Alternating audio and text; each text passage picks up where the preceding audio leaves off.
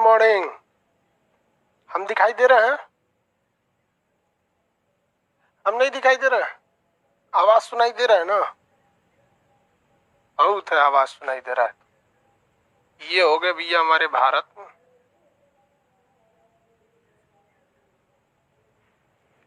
ये था यहाँ पर चालुक्य वंश। चालुक्य वातापी को तोड़ के बन गया राष्ट्रकूट। राष्ट्रकूट। किसी को दिक्कत? आवाज सुनाई दे रही है? हम भी सामने ही हैं। हम भी सामने हैं। नहीं दिख रहे हैं? चलिए अब दिखेंगे। राष्ट्रकूट वंश कल कंप्लीट करा दिए थे। आप सारे लोग बता सकते हैं राष्ट्रकूट वंश के बारे में? राष्ट्रकूट वंश, राष्ट्रकूट वंश में कौन सी भाषा थी? तो कन्नड़ भाषा थी। राजधानी क्या थी? मान्यखेट। मान्यखेट राजधानी इसकी मान्यखेट थी। इस वंश के पहले संस्थापक कौन थे भैया? दंती दुर्ग। दंती दुर्ग। दंती दुर्ग के बाद बताइए कौन थे? दंती दुर्ग के बाद आप शासक बताइए। हम नहीं बताएंगे, कल पढ़ा दिए थे। दंती दुर्ग के बाद शासक कौन आया था? इतना टाइम लगेगा आप लोगों? कृष्ण प्रथम। हाँ, कृष्ण प्रथम के बाद कृष्ण प्रथम ने मंदिर बनवाया था, कैलाश मंदिर एलोरा का। कृष्ण प्रथम के बाद कौन आया था? इन्होंने कैलाश मंदिर बनवाया एलोरा में। ये कैलाश मंदिर कहाँ है? एलोरा। एलोरा कहाँ है? महाराष्ट्र में। एलोरा में बनवाया। कृष्ण प्रथम के बाद ध्रुव। ध्रुव किस युद्ध में भाग लिया था ये ध्रुव? ध्रुव ने कन्नौज के लिए लिया था। कन्नौज में त्रिपक्षीय संघर्ष के लिए कन्नौज युद्ध में भाग लिया था। इसके बाद शिक्षा में बहुत आगे था। कौन था ध्रुव के बाद? बताइए फटाफट फटाफट। ध्रुव के बाद कौन आए थे? याद नहीं रहे? भूल गए? छोड़ देंगे फिर हम भी अगर भूल जाएंगे तो। अमोघ वर्ष। चलिए ठीक है। अमोघ वर्ष में तो शिक्षा का बहुत ज्यादा विकास हुआ था। अमोघ वर्ष ने कौन से धर्म को अपना लिया था? अमोघ वर्ष ने कौन से धर्म को अपनाया? शिक्षा का विकास हुआ और जैन धर्म को अपना लिया था। इसके बाद बताइए अमोघ वर्ष के बाद कौन आया था? फटाफट फटाफट। अमोघ वर्ष के बाद हाँ, इंद्र तृतीय। ठीक है, इंद्र तृतीय। इंद्र तृतीय इसके समय अरब यात्री अल मसूदी आया था। अल मसूदी आया। इसके बाद बताइए फटाफट। कृष्ण तृतीय। ठीक है, कृष्ण तृतीय। तक्कोलम के युद्ध में किसे हरा दिया था? तक्कोलम। तक्कोलम के युद्ध में परांतक को हरा दिया था। परांतक प्रथम को हराया था। ये परांतक प्रथम किस वंश था? तो चोल शासक था। कल समझाए थे इसको। इसके बाद आए थे कर्क द्वितीय। कर्क द्वितीय ये बहुत ही कमजोर शासक थे। इनको थूर दिया तैलप द्वितीय। तैलप द्वितीय अपने बाबूजी का बदला, मतलब खानदान का बदला लिया और इसने वापस से कल्याणी की स्थापना कर दिया। कल्याणी। लेकिन इस बार इसने राजधानी रखी थी चालुक्य की, तो स्थापना किया चालुक्य और राजधानी किसे बना दिया था? कल्याणी को। कल्याणी को। जबकि अगर देखेंगे मान्यखेट में दंती दुर्ग ने, तो बताइए दंती दुर्ग ने किसे हराया था? दंती दुर्ग ने किस चालुक्य को हराया था? हालांकि उस समय तो इसकी राजधानी वातापी थी। दंती दुर्ग ने किसे हराया था? दंती दुर्ग ने। दंती दुर्ग ने। दंती दुर्ग ने बताइए किसको हराया था? दंती दुर्ग। दंती दुर्ग किसे हराया था? कीर्तिवर्मन द्वितीय को। वेरी गुड, कीर्तिवर्मन द्वितीय।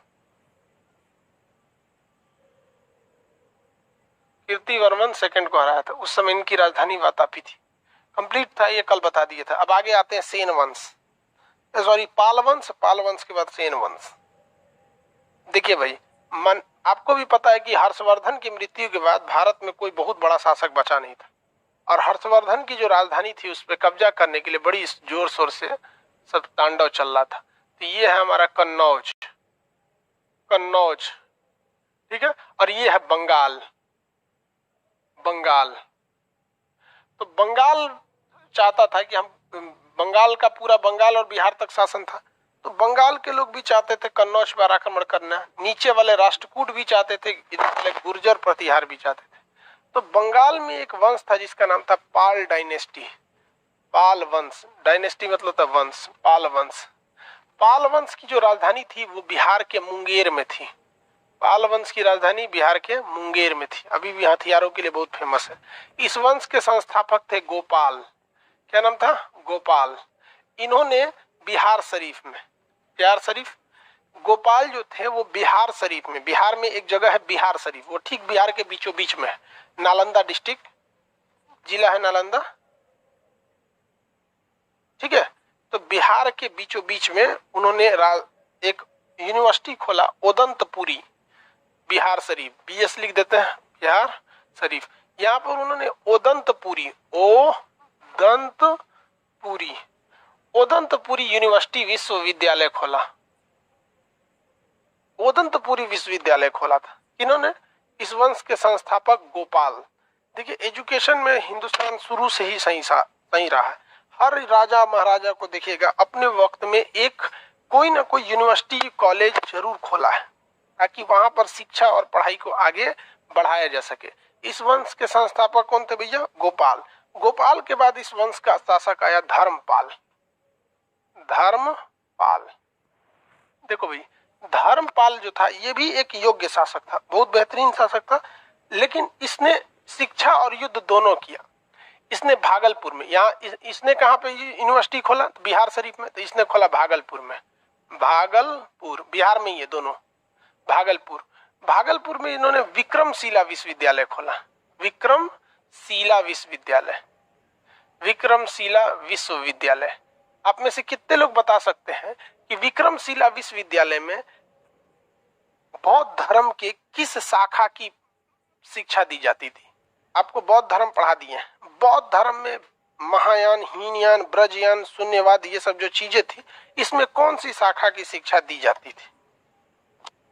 विक्रमशिला विश्वविद्यालय में कौन सी शाखा की शिक्षा दी जाती थी? जल्दी बताएंगे आप लोग। महायान गधा कहीं का, हीनयान का आप रिवाइज किया रे तुम लोग, दिमाग खराब कर देता है। ब्रजयान शाखा की शिक्षा दी जाती थी, इसी ब्रजयान शाखा ने पूरी तरह से इसको डुबा दिया था। क्या बताएं यार तुम लोग, ब्रजयान शाखा, आपको बताए थे बौद्ध धर्म के विनाश में ये बहुत आगे चला गया था, ब्रजयान शाखा की शिक्षा। आगे देखो भाई, इस धर्मपाल ने क्या किया, एक तो भागलपुर में यूनिवर्सिटी खोल दिया, दूसरा कन्नौज पर आक्रमण कर दिया। कन्नौज पर आक्रमण करने के लिए कौन सा संघर्ष में घुस गया, त्रिपक्षीय संघर्ष में घुस गया, त्रिपक्षीय संघर्ष में घुस गया। और आपको भी पता है कि जब कभी भी आप ज्यादा युद्ध कीजिएगा तो आपका जो विकास है, जो आगे बढ़ने की परंपरा है, विकास क्या हो जाएगा, अवरुद्ध होगा, रुक जाएगा, रुक जाएगा। विकास रुक गया इनके समय में, बहुत ज्यादा विकास नहीं हुआ, क्योंकि ये यहाँ से बंगाल से उठ के कन्नौज पर आक्रमण करने के लिए आ रहे थे। और आपको ही पता है कन्नौज पर आक्रमण करने वाले और भी दो लोग थे, लोग नीचे में राष्ट्रकूट थे। राष्ट्रकूट में कौन सा शासक स्टार्ट किया था, ध्रुव, तो राष्ट्रकूट भी चल रहा था। यहाँ गुजरात में प्रतिहार थे, जिन्हें गुर्जर प्रतिहार कहा जाता है, प्रतिहार, ये भी इस पर आक्रमण कर रहे थे। त्रिपक्षीय संघर्ष चल रहा था कन्नौज को लेकर। तो कन्नौज में हो गया, घुस गया धर्मपाल, जिस वजह से यहाँ पर विकास थोड़ा सा अवरुद्ध हो गया, बाधित हो गया। धर्मपाल, धर्मपाल के बाद आए देवपाल। ये कुछ खास शासन किए नहीं, इनके बारे में बहुत बड़ा चीज नहीं है देवपाल के बारे में। देवपाल के शासन काल में सुलेमान नाम का एक अरब यात्री आया था। सुलेमान कौन आया था, सुलेमान, ये क्या था भैया, अरब यात्री था, अरब यात्री, सुलेमान नाम का था, अरब यात्री था देवपाल के। यहां तक में किसी को दिक्कत तो बोलिए।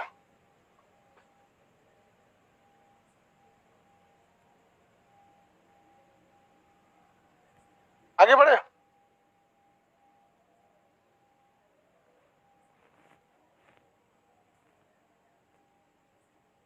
नहीं समझ में आया? चलिए वापस एक बार दोबारा समझते हैं, दोबारा समझिए मेरी ओर, दोबारा एक बार तो थोड़ा सा मतलब ऐसे ओवरव्यू देख लिए यहां तक, एक बार दोबारा देखिए। पाल वंश जो थे वो बंगाल और बिहार तक में इनका मेन रूप से शासन चलता था। पाल वंश की राजधानी बिहार के मुंगेर में थी। ये लोग बौद्ध धर्म के ब्रजयान शाखा को मानते थे। पाल वंश किस धर्म को मानते थे? तो ब्रजयान शाखा, बौद्ध धर्म के ब्रजयान शाखा को मानते थे। पाल वंश वाले बौद्ध धर्म के ब्रजयान शाखा को मानते थे, किसी को कोई दिक्कत नहीं।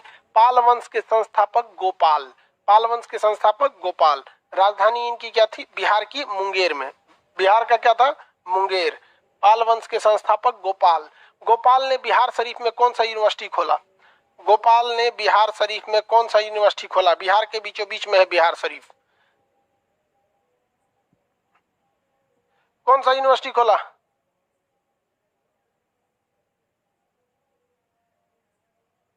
नहीं समझ में आता?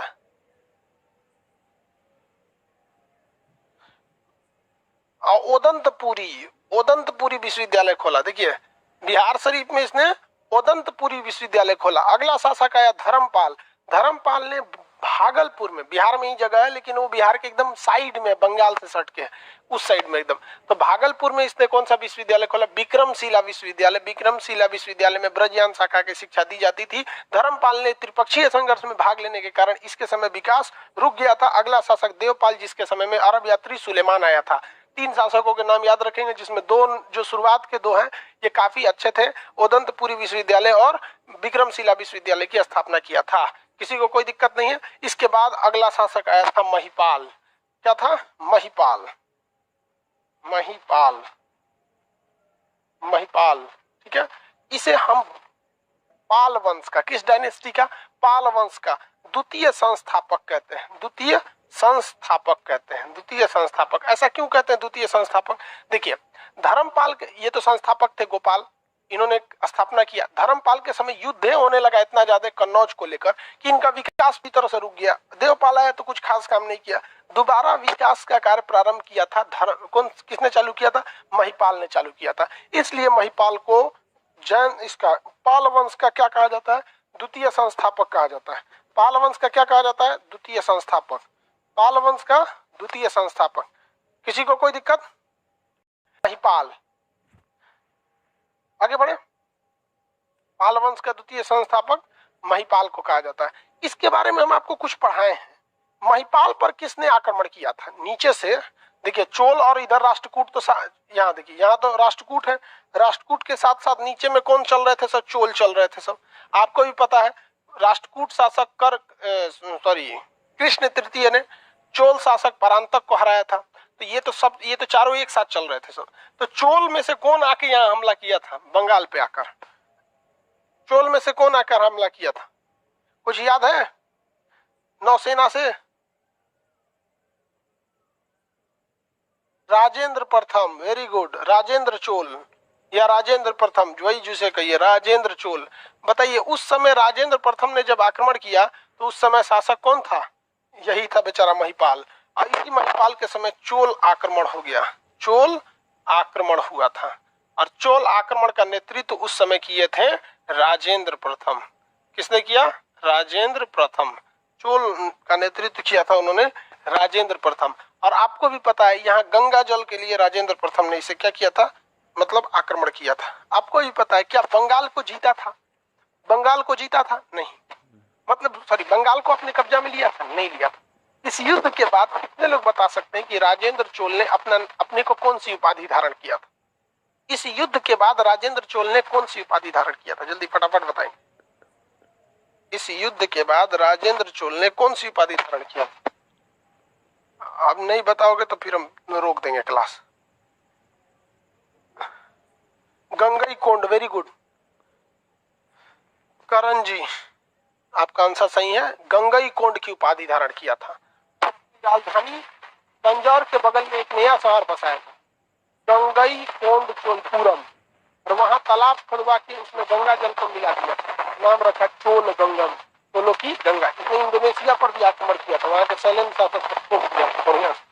महिपाल जो थे ये बौद्ध धर्म का बहुत ज्यादा प्रचारक था। इसने अपना एक दूत, बौद्ध धर्म के बेहतरीन टीचर जो उस समय के सबसे बेस्ट टीचर थे बौद्ध धर्म के। उन बौद्ध धर्म के शिक्षकों को कहाँ भेजा? एक दूत मंडल को तिब्बत में भेजा। कहाँ भेजा? तिब्बत में भेजा। इसलिए आप देखेंगे चीन में बौद्ध धर्म जो है वो बेसिकली तिब्बत में है। बाकी चीन के लोग किसी धर्म को नहीं मानते। चीन में 20 से 30% लोग ही बौद्ध धर्म को मानते हैं। बाकी लोग कहते हैं भगवान क्या है? They don't know who भगवान, उनको नहीं पता, नास्तिक है वो लोग। रूस में भी ज्यादातर लोग नास्तिक है, उन लोगों को मतलब ही नहीं है भगवान वगैरह कौन है भाई यहाँ पर। हालांकि एक तरह से देखेंगे तो ज्यादातर लड़ाई किसके चक्कर में होता है? भगवान के चक्कर में, राजनेता के चक्कर में, लड़की के चक्कर में, इसी के चक्कर में हो जाता है।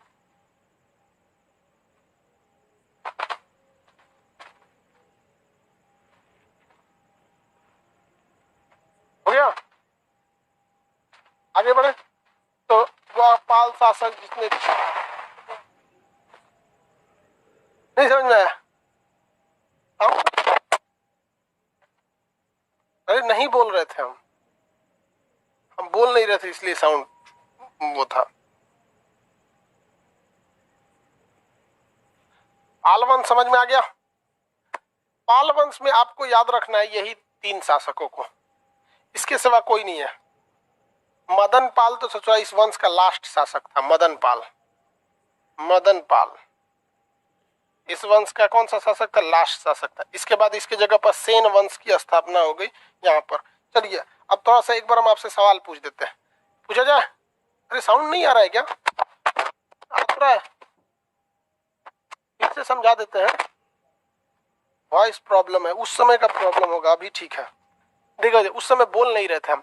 पाल वंश देखते हैं, ये वंश कौन सा है? पाल वंश। पाल वंश बताइए कहाँ पे था? बंगाल, बिहार और बंगाल। पहले तो बिहार भी बंगाले में था ना, ये बंगाल बिहार ये सब एक ही में था। बिहार, बंगाल, उड़ीसा ये सब एक ही में था। धीरे धीरे अलग हुआ।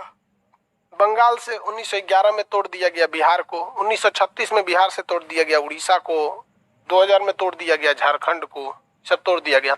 पाल वंश में बताइए। अब चलिए इसको छोड़ते हैं, इसको एक बार देख लीजिए, फिर सवाल पूछते हैं आपसे। एक बार देखिए, पाल वंश के संस्थापक थे गोपाल। पाल वंश की राजधानी बिहार के मुंगेर में। पाल वंश की भाषा बंगाली थी वहां पर उस समय। उधर की भाषा ये लोग ब्रजियान शाखा को मानते थे। इस वंश के पहले और दूसरे शासकों ने शिक्षा पर जोर दिया था। पाल वंश के संस्थापक थे गोपाल। इन्होंने बिहार शरीफ में उदंतपुरी विश्वविद्यालय की स्थापना किया था। जबकि इस वंश का अगला शासक था धर्मपाल। धर्मपाल ने विक्रमशिला विश्वविद्यालय की स्थापना किया, किंतु इसने कन्नौज युद्ध में भाग लेने की वजह से अपने देश का विकास रोक दिया। इस वंश का देश का अगला शासक आया देवपाल। देवपाल कोई बहुत बड़ा योग्य शासक नहीं था। इसके दरबार में अरब यात्री सुलेमान आया था। इस वंश का अगला शासक बहुत ही योग्य था, जिसका नाम था महिपाल। इसे पाल वंश का द्वितीय संस्थापक कहते हैं, किंतु इसी के समय चोल शासक राजेंद्र चोल ने इस पर आक्रमण कर दिया था। इसने दूत मंडल कहाँ भेजा था? तिब्बत में भेजा था। बौद्ध धर्म के दूत के प्रचार वगैरह के लिए भेजा था। इस वंश का अगला शासक मदन पाल। इस वंश का अगला शासक मदन पाल। इसके बाद इसके स्थान पर कौन सा वंश आ गया?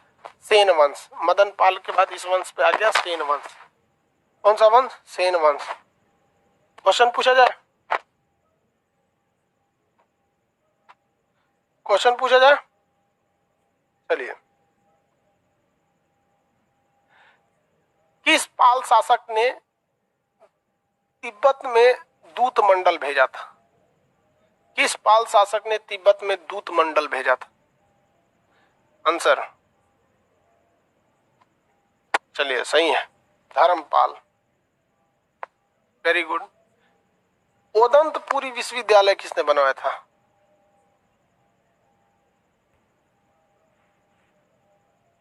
उदंतपुरी विश्वविद्यालय किसने बनवाया? उदंतपुरी विश्वविद्यालय किसने बनवाया? बिहार शरीफ में है ये उदंतपुरी विश्वविद्यालय। किसने बनवाया? गोपाल। Very good, Gopal. विक्रमशिला विश्वविद्यालय किसने बनवाया? भागलपुर में है ये। विक्रमशिला विश्वविद्यालय किसने बनवाया? विक्रमशिला विश्वविद्यालय किसने बनवाया? धर्मपाल ने। धर्मपाल ने। Very good. सुलेमान किसके दरबार में आया था? सुलेमान। अरब यात्री सुलेमान किसके दरबार में आया? अरब यात्री सुलेमान किसके दरबार में आया?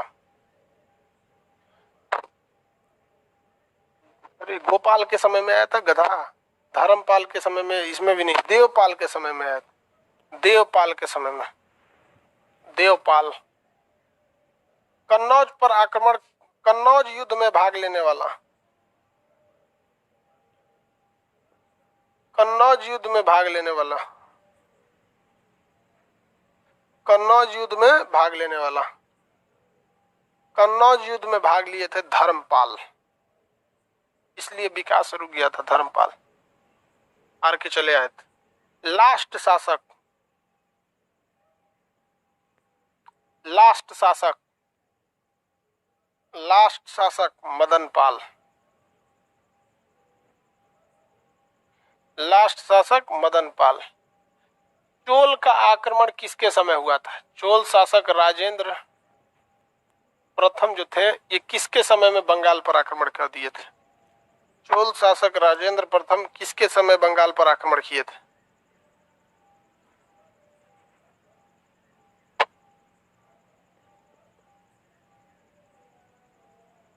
किसके समय बंगाल पर आक्रमण किए थे? महिपाल के समय, महिपाल के समय, महिपाल, महिपाल के समय। महिपाल को पाल वंश का द्वितीय संस्थापक कहते हैं, सेकंड फाउंडर। बहुत छूट गया था तो ऊपर हटा दिया। आगे बढ़ते हम, चलिए। इससे पहले आप देखें, हम आपको राष्ट्रकूट वंश पढ़ा दिए थे, यहां आप देखते चलिए। आपको नीचे से चोल कंप्लीट हो गया है, राष्ट्रकूट कंप्लीट हो गया, कन्नौज का हर्षवर्धन तो पहले ही पढ़ा दिए थे, ये हो गया बंगाल शासक। बंगाल में धर्मपाल के लास्ट शासक आए थे मदनपाल। मदनपाल के बाद ये वंश स्वतः कमजोर हो गया और इसके जगह पे सेन वंश आ गया। इसके जगह पे कौन सा वंश आया? सेन वंश आया।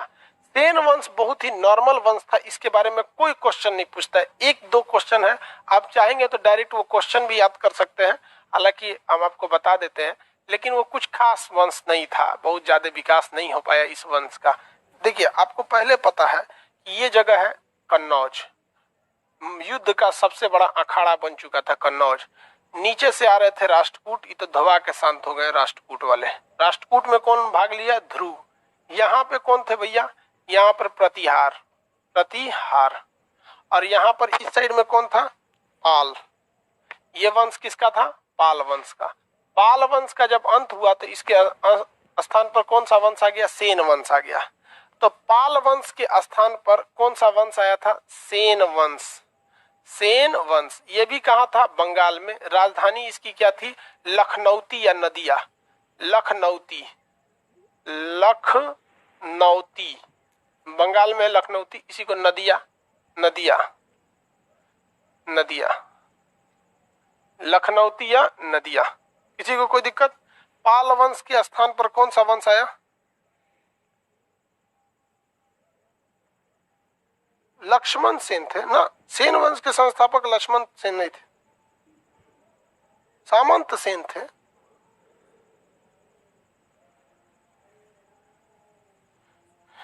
सेन वंश के संस्थापक सामंत सेन थे। लखनौती या नदिया इन्होंने राजधानी बनाया। कहां पर है ये? बंगाल में। कहां पर है? बंगाल में। इस वंश के संस्थापक थे सामंत सेन, नाम था सामंत सेन। इस वंश के संस्थापक थे सामंत सेन। ये बहुत ही नॉर्मल वंश, कोई बहुत ही क्रांतिकारी काम नहीं किए थे लोग। इस वंश का अगले शासक आए विजय सेन। विजय सेन कोई खास काम करेंगे तब तो बताएंगे। अगले में आए बल्लभ सेन, बल्लभ सेन, बल्लभ सेन। इस तीनों लोगों में बहुत ही कोई खास काम नहीं किए। सबसे महत्वपूर्ण शासक थे इसमें लक्ष्मण सेन, लक्ष्मण सेन। ये लास्ट के दो लोग बहुत ही अच्छे थे। देखिए, विजय सेन के समय साहित्य का विकास हुआ। किसका विकास हुआ? साहित्य का विकास हुआ। किसके? सॉरी, बल्लभ सेन के समय। और इन समय दो प्रमुख रचना थी, दान सागर और अद्भुत सागर। साहित्य में दो प्रमुख रचनाएं हुई, दान सागर और अद्भुत सागर। अद्भुत सागर, अद्भुत सागर, ये दो प्रमुख साहित्य की रचना हुई थी। भैया, पाल वंश के स्थान पे कौन से वंश की स्थापना हुई थी? पाल वंश के स्थान पर कौन सा वंश था? पाल वंश के स्थान पर किस वंश की स्थापना हुई थी? फटाफट बताओ यार। पाल वंश के स्थान पर कौन से वंश की स्थापना हुई थी? पाल वंश के स्थान पर सेन वंश। सेन वंश के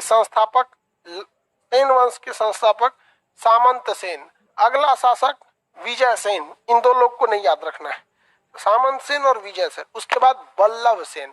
बल्लभ सेन के समय क्या सेना का विकास हुआ? नहीं, बल्लभ सेन के समय साहित्य का विकास हुआ था। और साहित्य के विकास में दो प्रमुख रचना दान सागर और अद्भुत सागर, दान सागर और अद्भुत सागर थी। इस वंश के अगले शासक थे लक्ष्मण सेन। कौन थे चौथे शासक? लक्ष्मण सेन। नीचे लिख देते हैं क्योंकि उधर टकरा जाएगा, जगह नहीं है। लक्ष्मण सेन, ऐसे लिखा यार, लक्ष्मण सेन। लक्ष्मण सेन इस वंश के सबसे महत्वपूर्ण शासक थे। इनके दरबार में एक बहुत ही महत्वपूर्ण कवि रहते थे। इनके दरबार के सबसे प्रमुख कवि का नाम था जयदेव। यही क्वेश्चन पूछता है, जयदेव। इनके सबसे प्रमुख कवि का नाम क्या था? जयदेव कवि था। इनके दरबार के सबसे प्रमुख कवि का नाम जयदेव था। और जयदेव ने जो रचना लिखी है, ये तीनों सवाल पूछता है कि जयदेव की रचना आप बताइए, जयदेव ने कौन सी पुस्तक लिखी है?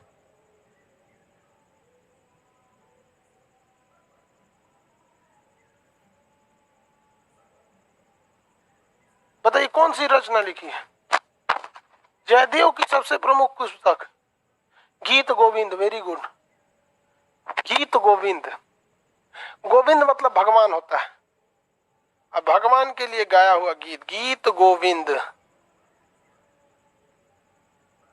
गीत गोविंद, इसमें यहीं से क्वेश्चन पूछता है, ध्यान से समझिएगा।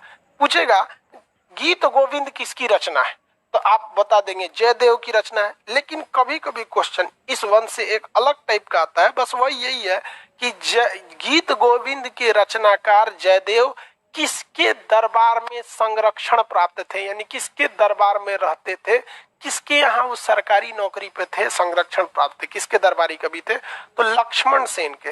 लेकिन लक्ष्मण सेन कभी कभी नहीं देता है तो सीधा सेन वंश मारेंगे। उसके बाद धीरे धीरे सेन वंश स्वतः समाप्त हो गया, कोई बहुत बड़ा सेन वंश में आया नहीं। युद्ध करिएगा नहीं। देखिए आपको एक बात बताते हैं, देश बचाना है शस्त्र उठाना पड़ेगा, और संस्कृति बचानी है तो शास्त्र उठाना पड़ेगा। यानी एक देश के लिए शस्त्र और शास्त्र दोनों की जरूरत होती है, और यही खासियत है भारत में। आप देखेंगे, शुरू से देख लीजिए, चाहे जहां से देखिए, जब जब देश बर्बाद हुआ है तब तक लोग शस्त्र नहीं उठाए थे। अब चाहे महाभारत देख लीजिए, पांडव लोग पढ़ने गए थे, लोग द्रोणाचार्य के पास, क्या लिए? शास्त्र की जानकारी के लिए, और शस्त्र भी सीखा था उन लोगों ने, दोनों जरूरी है। ये लोग खाली शास्त्र पढ़ेगा, लोग साहित्य, तो क्या होगा? सेन वंश किसके ध्वंसावशेष पर था? पाल वंश के ध्वंसावशेष पर बना हुआ था सेन वंश। सेन वंश के संस्थापक थे सामंत सेन। इन्होंने अपनी राजधानी बंगाल के नदिया यानी लखनऊती के पास बनाई थी। सेन वंश का सामंत सेन के बाद अगला शासक आए थे विजय सेन। ये दो लोगों ने कोई काम नहीं किया। इसके बाद अगला शासक आया बल्लभ सेन, जिनके समय में साहित्य का विकास हुआ, अद्भुत सागर और दान सागर जैसी साहित्य लिखी गई। इस वंश के सबसे योग्य शासक लक्ष्मण सेन थे, जो साहित्य में बहुत रुचि रखते थे। इनके दरबार में जयदेव रहते थे, जिन्होंने गीत गोविंद की रचना किया था। इधर से आपका सेन वंश भी हो गया। अब कन्नौज हो गया, अब प्रतिहार पढ़ा देते हैं। सेन वंश भी हो गया, अब क्या पढ़ाते हैं? प्रतिहार। क्या पढ़ाएंगे? प्रतिहार। चलिए हम आपसे कुछ फटाफट सवाल पूछ लेते हैं। पाल वंश के संस्थापक कौन थे? सुनिए ध्यान से। पाल वंश कहाँ था? बिहार और बंगाल में पल रहा था पाल वंश। पाल वंश के जो शासक थे वो मानते थे बौद्ध धर्म के ब्रजियान शाखा को। पाल वंश के संस्थापक थे गोपाल, जिन्होंने बिहार शरीफ में उदंतपुरी विश्वविद्यालय की स्थापना किया था। पाल वंश का अगला शासक, जो पाल वंश था, यहाँ देखते रहिए आप लोग। पाल वंश का जो अगला शासक था धर्मपाल। धर्मपाल के समय दो चीजें हुई थी। इन्होंने बिहार से भागलपुर में नालंदा विश्वविद्यालय की स्थापना किया, साथ ही कन्नौज युद्ध में भाग लिया, जिस वजह से विकास रुक गया। इस वंश का अगला शासक देवपाल, जिसके समय में अरब यात्री कौन आए थे? सुलेमान आए थे। इस वंश का अगला शासक है महिपाल। महिपाल एक योग्य शासक थे, जिस वजह से इन्हें हम लोग क्या कहा जाता था? द्वितीय संस्थापक कहते थे। इन्होंने बौद्ध धर्म के दूत मंडल को तिब्बत में भेजा था। इनके समय में राष्ट्रकूट चोल शासक राजेंद्र प्रथम ने बंगाल पर आक्रमण कर दिया था। इस वंश के अगले अंतिम शासक मदन पाल थे, जिसके बाद यह वंश स्वतः कमजोर होने लगा और इस वंश के ध्वंसावशेष पर सेन वंश की स्थापना हो गई, जिसकी राजधानी लखनऊ थी यानी नदिया थी। सेन वंश के संस्थापक सामंत सेन थे, अगला शासक विजय सेन, उसके बाद वल्लभ सेन जो साहित्य में रुचि रखते थे और दान सागर अद्भुत सागर जैसी पुस्तकों की रचना हुई थी। इस वंश का सबसे महत्वपूर्ण शासक लक्ष्मण सेन थे, जिसके दरबार में जयदेव रहते थे, जिन्होंने गीत गोविंद की रचना की। खत्म हो गया,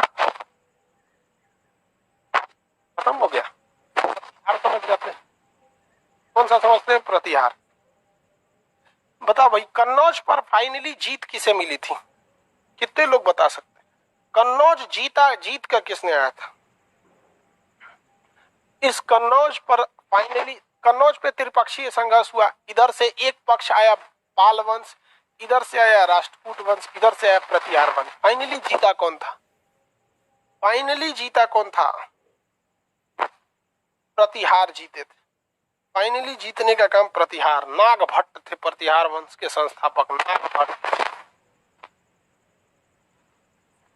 चलिए तब प्रतिहार देख लेते हैं। गुर्जर प्रतिहार कहा जाता है। प्रतिहारों को क्या कहा जाता है? पूरा नाम गुर्जर प्रतिहार। गुर्जर प्रतिहार ये थे भैया प्रतिहार वंश। यहां था प्रतिहार, प्रतिहार वंश। सारा तांडव हुआ था कन्नौज के लिए, सारा तांडव हुआ कन्नौज के लिए। नीचे में थे राष्ट्रकूट, राष्ट्रकूट पिटा के चल गए लोग, कोई जीत उत नहीं मिला। इधर थे पाल वंश, ये लोग भी पिटाए चल गए लोग, शांत हो गए। फाइनली जीता कौन था? प्रतिहार ही जीता था कन्नौज को। प्रतिहार को क्या कहते हैं? गुर्जर प्रतिहार। गुर्जर नहीं, गुर्जर प्रतिहार, गुर्जर प्रतिहार, गुर्जर प्रतिहार। ये लोग कहां पे थे लोग भैया? बेसिकली गुजरात में थे, गुजरात। और ये लोग इतने कॉन्फिडेंस थे कि कहे थे कि हमारी राजधानी जब रहेगी तो कन्नौजे रहेगी। इतने कॉन्फिडेंट थे कि इन्होंने अपनी राजधानी किसे बनाने के लिए ठान लिया था? तो कन्नौज को ही बनाने के लिए ठान लिया था। नागभट्ट इन वंश के संस्थापक थे। इस वंश के संस्थापक कौन थे? नागभट्ट, नागभट्ट। इस वंश के संस्थापक नागभट्ट थे। इस वंश के संस्थापक बताएंगे नागभट्ट थे। लेकिन इस वंश का अगला शासक आया था वत्सराज। वत्सराज दूसरा शासक था, वत्सराज। वत्स क्या लिखा था जी? वत्सराज। वत्सराज जो था इसने कन्नौज जीत लिया, कन्नौज विजय कर लिया वत्सराज ने। लेकिन आपको भी पता है बाबू कि कन्नौज की लड़ाई किसी एक दिन की लड़ाई नहीं थी, ये 100 सालों तक चला था। थोड़ा सा ये जीतते थे, थोड़ा सा वो जीतते थे, कभी ये कब्जा किए। आप ही सोचो ना, अगर पाल वंश आया तो ऐसा थोड़ी हार के चला जाएगा। थोड़ा सा इधर से कब्जा कर लिया ये राष्ट्रकूट, थोड़ा सा इधर से कर लिए ये लोग, थोड़ा इधर कर लिए। अब ये इतना प्रशांत हो गए। सबसे ज्यादा जीत गया कौन? प्रतिहार। थोड़ा सा जीत गया कौन? पाल। थोड़ा सा जीते राष्ट्रकूट। फिर लड़ाई बढ़ा, प्रतिहार थोड़ा और आगे बढ़े सब। फिर लड़ाई बढ़ा, प्रतिहार और आगे बढ़े सब। ऐसे करते करते कई वंश आए सब, इसी में उसका बेटा उसका बेटा, ऐसे करते करते धीरे धीरे धीरे धीरे इन लोगों का बोरिया बिस्तर समेट के वापस गया, इनका बोरिया बिस्तर समेट कर वापस गया और प्रतिहार ने पूरी तरह से फाइनली विजय कर लिया। तो आपको भी पता है कि जब वत्सराज कन्नौज विजय किया होगा तो कंप्लीट विजय तो इनके एक बार में हो नहीं गया होगा, लेकिन वत्सराज ही था जिसने कन्नौज पर आक्रमण करने के लिए आगे बढ़ा था और जीता था कन्नौज को। वत्सराज समझ में आ गया कि नहीं आ गया? अरे वत्सराज है यार, आलिया भट्ट कौन बोल रहा है?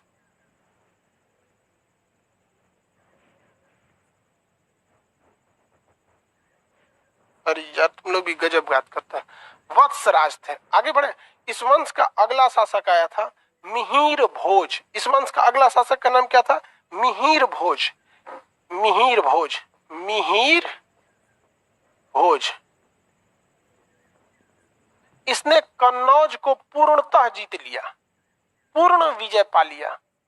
क्या कर लिया? पूर्ण विजय पा लिया। और साथ ही साथ इसने कहा कि अब कन्नौज मेरी राजधानी होगी। कन्नौज को क्या बना दिया? राजधानी बना दिया। देखिए राजधानी आप किसी भी शांत जगह को बनाएंगे, भैया ये तो जीते थे लेकिन पूरी तरह से जीते नहीं थे, यहाँ जीते थे, इधर से ये चढ़ रहे थे सब, इधर से ये चढ़ रहे थे सब, इसमें कोई गधा इसको राजधानी बनाएगा? पता चला युद्ध में राजे मारा जाएगा वहां पर। राजधानी हमेशा शांत जगह को बनाया जाता है, थोड़ा सा बॉर्डर एरिया से दूर रहना चाहिए। जैसे भारत की राजधानी दिल्ली देखिए, बीच मतलब एक ऐसा नहीं कि वहां से कोई भी बॉर्डर पास नहीं है, बहुत दूर दूर बॉर्डर है सब, ऐसा नहीं कि कोई सीधे चला आएगा।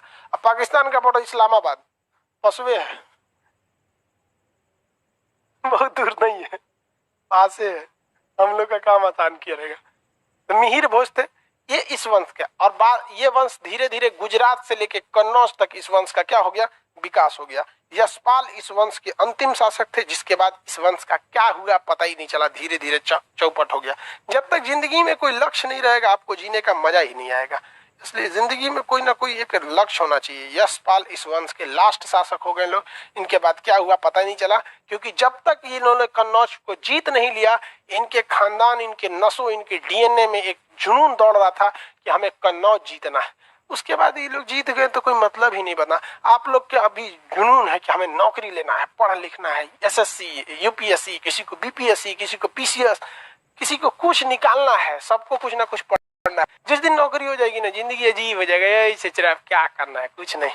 उधर से पत्नी चार को सुनाएगी, चुपचाप सुन लीजिए, उधर से सीनियर चार को सुनाएगा, सुन लीजिए, समझ में आएगी नहीं? आगे बढ़ जाए।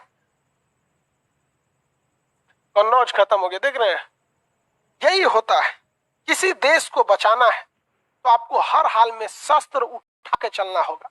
याद कीजिए, ये वही कन्नौज का हर्षवर्धन है जिसने बढ़िया बढ़िया लोगों को धूल चटा दिया था, चाहे वो बंगाल का जो गौड़ शासक शशांक हो, चाहे कोई शासक हो, सबको धूल चटाने वाला कन्नौज था। कन्नौज का कौन? तो भैया वहां हर्षवर्धन। लेकिन हर्षवर्धन ने शादी ब्याह पे ध्यान न दिया, संतान वगैरह नहीं थी उसकी, इस वजह से उसने कोई रहा नहीं, शस्त्र छोड़ दिया, देश चौपट हो गया। अशोक शस्त्र छोड़ दिया, देश चौपट हो गया। तो देश एक ही हाल पे जिंदा रह सकता है, आपका पास शस्त्र हथियार होना चाहिए, वरना महमूद गजनबी जैसे लुटेरे आके लूट के लेके चले जाएंगे, गौरी बाबर झाबर नाम के लोग आएंगे, देश लूट के चले जाएंगे। समझ में आ गया कि नहीं?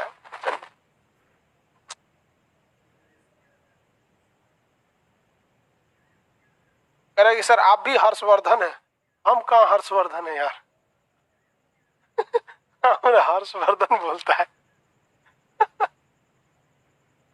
समझ आ गया? आगे बढ़े।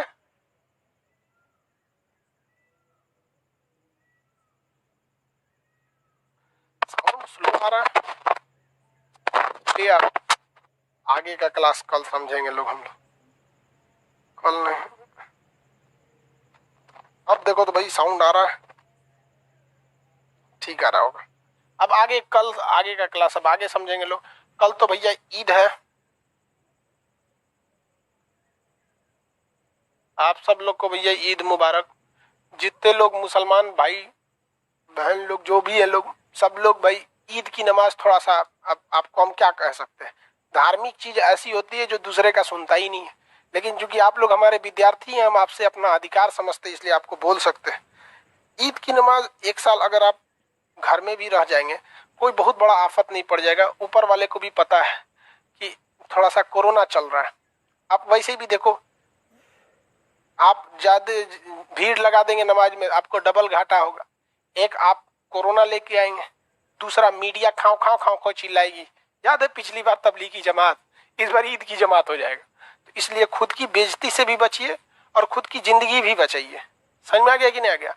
अब आप लोग तो मीडिया में कोई आपका पक्ष रखने वाला बहुत मजबूत है भी नहीं, दूसरा कोई थोड़े रखेगा आपका पक्ष। आप लोग खुदे नहीं गए हैं लोग उतना में, तो खुद बचिए। कोरोना जरूरी है अभी कोरोना को हराना, इसलिए ईद मुबारक, डिजिटल ईद मुबारक। थोड़ी दूरी से भी एक साल काम चला लेंगे तो ऐसा नहीं है कि बहुत पहाड़ आ जाएगा। हम और आप कहाँ हैं, हम अभी कहाँ हैं आपको नहीं पता चल रहा है। हम अभी पटना में नहीं है, ये क्लास पटना से नहीं हो रहा है, हम घर पे हैं अभी गांव में छोटा सा वहां पे। तो क्या यहाँ से पढ़ाई नहीं हो रही है? तो थोड़ी सी दूर से ही देखिए, धर्म जो होता है ना, इबादत छुप के कर लीजिए, थोड़ा सा ऊपर वाले को ही पता है। अब आप बताओ ना, इस बार किसी ने रामनवमी भी तो नहीं मनाया, कुंभ मांगना के गलती किया, जो भी है सीधी सी बात। कांवर यात्रा जो निकलती थी सावन में, पिछली बार भी नहीं निकला, इस बार भी कम में चांस है, क्योंकि जिस हिसाब से कोरोना है। तो सबने एडजस्ट किया, ऐसा नहीं है। क्रिसमस भी कहाँ कुछ खास अच्छा से हुआ इस बार में, सबने एडजस्ट किया, तो हम सबको मिलकर एडजस्ट करना है।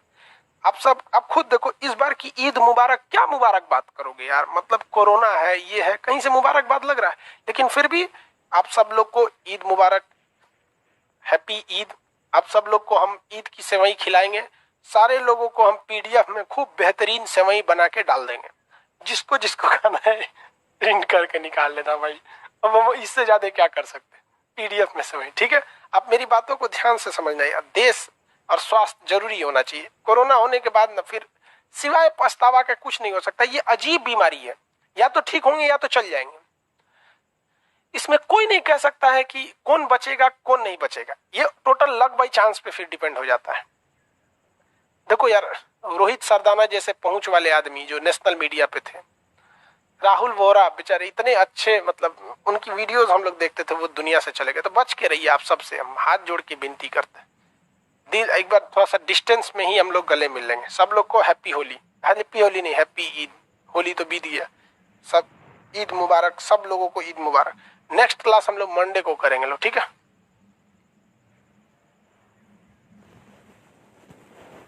कल तो फ्राइडे ही हो गया।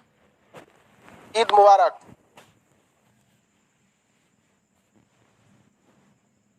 इजराइल पे वीडियो बना दीजिए, बना देंगे, ठीक है।